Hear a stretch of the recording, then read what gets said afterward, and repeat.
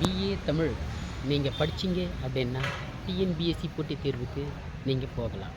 அதோடு இல்லாமல் இந்திய ஆட்சி பணிக்கும் நீங்கள் பணியாற்ற போகலாம். மிகச்சிறந்த எழுத்தாளராகவும் ஆகலாம். பாடலாசிரியர் ஆகலாம். கவிதை, கட்டுரை, நாடகம், நாவல் முதலானவற்றை எழுதலாம். இன்றைக்கி மிகச்சிறந்த பெரிய பேச்சாளர்களாக இருக்கக்கூடியவங்க ஒரு நாளைக்கு லட்சக்கணக்கில் சம்பாதிக்கிறவங்களாக இருக்கிறாங்க. அவங்களில் ஒருத்தராக ஏன் நீங்கள் வரக்கூடாது? அதனால் தமிழ் படிக்க வாங்க.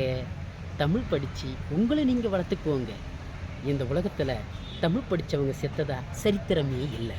காரணம், என்னைக்கோ வாழ்ந்த இளங்கோவடிகள் பாடின சிலப்பதிகாரம் இன்னைக்கு வரைக்கும் நாம் படிச்சுக்கிட்டு தான் இருக்கிறோம், பேசிக்கிட்டு தான் இருக்கிறோம். அதே போல் என்னைக்கோ பாடின கம்பர் காவியத்தை இன்னைக்கு வரைக்கும் நம்ம பேசிக்கிட்டு தான் இருக்கிறோம். இப்படிப்பட்ட சிறப்பான காவியங்கள்லாம் பாடின அந்த கவிஞர்கள்லாம் வாழும்போது அப்படிப்பட்ட அழியாத காவியங்களை நம்மளால் பறக்க முடியாமல் போயிடுமா என்ன? தமிழ் படிக்க வாங்க. நீங்களும் படைக்கலாம். கம்பனை போல, வள்ளுவனைப் போல காலங்கடந்து வாழலாம். உங்கள் பேரும் நிலை பெற்று இருக்க தமிழ் படிக்க வாங்க. தமிழ் படிக்க வாங்க. தமிழ் படிக்க வாங்க.